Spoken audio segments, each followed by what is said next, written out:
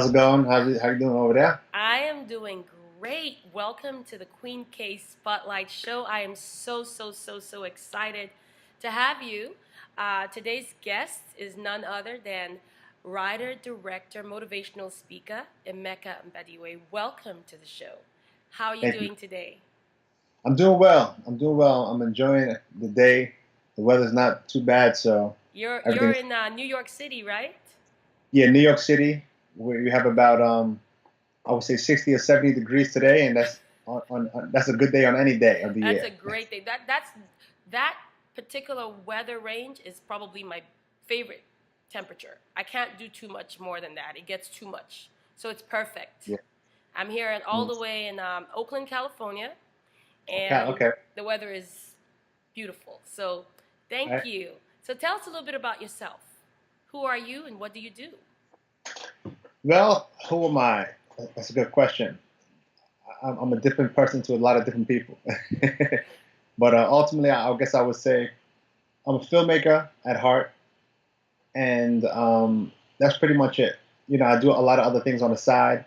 I'll do like motivational speaking. I wrote a book. I'm an author, but mainly I create films and short films and videos for people to enjoy Mm-hmm. online Mm-hmm. and wherever it is that they may watch it. Wow. And how long have you been making films and writing? I want to say about making films about maybe 8 9 years. Wow.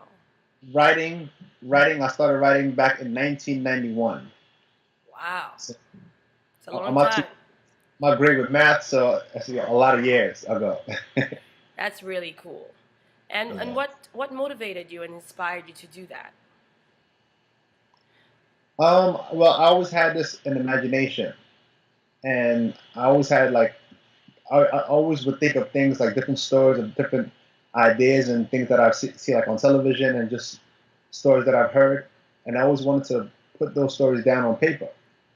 So I started to write a lot of stories, and when I was about in my 20s, that's when I came to a place where I said I can take what I'm writing on paper and visualize it into like films.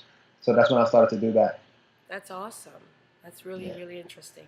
And I first heard about you or stumbled upon something that you put together on, I think it was on Facebook. And I just said, man, this guy just really hit a nerve. And you talked about, I guess the carelessness, or maybe not, it might not even be carelessness, but just the way people just don't allow, just put it out there on social media without really understanding that there are some people behind the camera or behind the screen that are dangerous for them. And it was almost like you were protecting the young ladies with that message, about self-preservation. What inspired that message? What inspired that message? I was inspired by, well, I used to work with a lot of youth ministry because I was a youth director previously. Okay. And a lot of the young girls, um, the youth group consisted of a lot of young females. And I used to be like a father figure to a lot of them and Mm-hmm. giving them advice about things like life, school, relationships. And I always noticed that a lot of these girls were the ones that I felt needed the the message as far as um, keeping yourself a certain way Yeah. in this world full of these wild boys. Yeah. Because you can give advice to guys, but guys need the advice, but not as much as a female does, because females, I believe, are more vulnerable. They're Yeah. more emotional. We're So wired, yeah, differently, sort of, yeah, yeah, in a different way. it's very different. So with these girls, working with them and seeing how many issues they were having, especially in the relationship topic. That particular video, I created it, and I wanted to kind of put it out there because I know that if dozens of girls that I'm experiencing and dealing with are having this problem, I could only imagine how many girls around the world Mm. that may be in similar shoes. So when I made the video, watching the video over again, the video can sound a little harsh to some men. Yeah. I didn't take note of that when I was creating it because I was speaking to females in particular. Yeah. But looking back at it, it wasn't so. I guess I can see guys being feeling a way about it because it kind of was. not negative towards them, but it was kind of like pushing on some buttons. Yeah, but it wasn't all guys. It's there's certain kinds of guys that probably would do the the things that you described in the video. So of course, if somebody doesn't see themselves in that light, then they shouldn't be offended by it. Yeah, yeah. So it was great. It was great. I put it out there, letting the girls know that we're living in a world where what you see before you, the people that you meet are they may have different motives or intentions. So I was just making them a little bit aware about some of the things that they can face in this world and how they can maybe help themselves make better decisions. Yeah. Things that can change their lives. What was the feedback that you got mostly from the females from that video? Because you got a lot of views from it. Yeah, it got a lot of views. It went viral on Facebook. Yeah. That was cool. A lot of people loved the video. They liked the message. They enjoyed it. They felt signs of relief from hearing some of the things that I said. And I think mainly it was almost unanimously all good positive feedback from the ladies. A few guys weren't too happy with some of the suggestions I made because truth hurts sometimes. Of course. Whether it's facts, if it's a fact, it's gonna hurt. It's gonna hurt definitely some people. You broke some man code. Yeah, pretty much. But I'm gonna make a video for my fellas out there because I know that like I said, at that moment I had a message particularly for the ladies. But I wasn't thinking, what can I tell the guys and what can I tell the girls? I said, this is for the females. I'm putting this out. So maybe sometime down the line, I'll put out another video where I can focus, on young men because young men definitely need advice as well. Yeah. When it comes to relationships. Definitely. So. Definitely. So what does the next 1 year look like for you? What do you have in your arsenal? What are you expecting or hoping to see a year from now? 1 year from now, I would say that I want to have my films being projected on a bigger scope. Okay. Whether that's theatrical, in the movie theaters, on cable TV, something that whatever outlet I can use to get my messages and the films to the broadest audience possible. And what is your main theme in terms of your filmmaking? What is like your core message, or is it just various genres? I would say faith-based. Okay. Mainly faith-based and inspirational. Okay. Most of the things, I would say 99% of the things that I create are to motivate, inspire, and make you feel better than you did before you watched it. Okay. That's pretty much the goal. We need that value-building fire, if you will. Yeah. Well, that's really good. I'm looking forward to seeing more things from you. So perhaps there's a young woman or a young man that's watching this, and I want them to kind of take away something from just watching this. Maybe just give them a message of hope and inspire them to just maybe do something that they never did or get over a fear. However the Spirit moves you to just deliver that message to make an impact. Go ahead. It's a big question. Yeah. So one thing. One or two. It's just let it flow.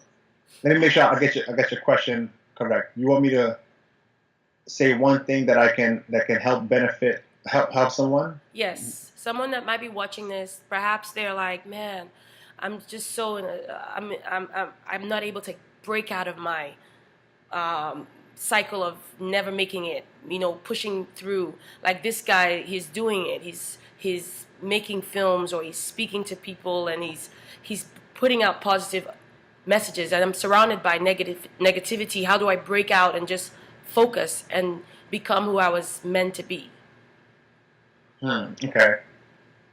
I'll give them two definitions. 2 words, 2 of the most important words that they probably have to know in order to become successful. Yeah. The first word is going to be discipline. They say that the number one thing that leads to the number one thing that will pretty much result in your ultimate greatness will be discipline. And what would take away from that would be a lack of discipline. Got you. So if you're disciplined, you can achieve anything you want in this world. Nothing will be impossible for you. Because once you're disciplined and make decisions of things that you're going to do or things that you're not going to do, nothing will stop you. So discipline is key. I The love it. second thing I would say is consistency. So discipline to do certain things and consistency to keep on doing it, especially if you want to achieve something. Yes. Because if you want to lose weight, for example, you have to be disciplined on certain foods to eat and certain foods not to eat, but you have to be consistent in it and doing it every single day. That's true. So I heard this definition of the word consistency that I want to give before. It goes, consistency, wait, how does it go? Let me see. It goes, consistency is doing the thing you said you would do long after the mood in which you said it in has left you. I'll say it again. Wow. So consistency is doing the thing you said you would do long after the mood in which you said it in has left you. Meaning That's that when you make a decision to do something, you might make that decision when you're in a good mood. Yes. You know, all right, I'm going to start working out. All right, I'm going to start eating better. All right, I'm going to start doing whatever at that moment. Yes. But consistency is doing the thing that you said you were going to do, even though that mood goes, because the mood will go. Of course. It's just a matter of time before you don't feel like it anymore. Yeah. You just you were want to gonna stay do on the couch and eat that potato chip. Is it two times to never believe what someone, well, never to believe yourself is on New Year's Eve and during sex. Because it's momentary. Yeah, those two times you're gonna think and say things that you want to do, but they're probably, you know, not that they're not gonna happen, but those are not the times you want to trust yourself. Yeah. So consistency is doing those things even though you don't feel like doing it. And if you're disciplined and you're consistent, nothing will be impossible for you. I love it.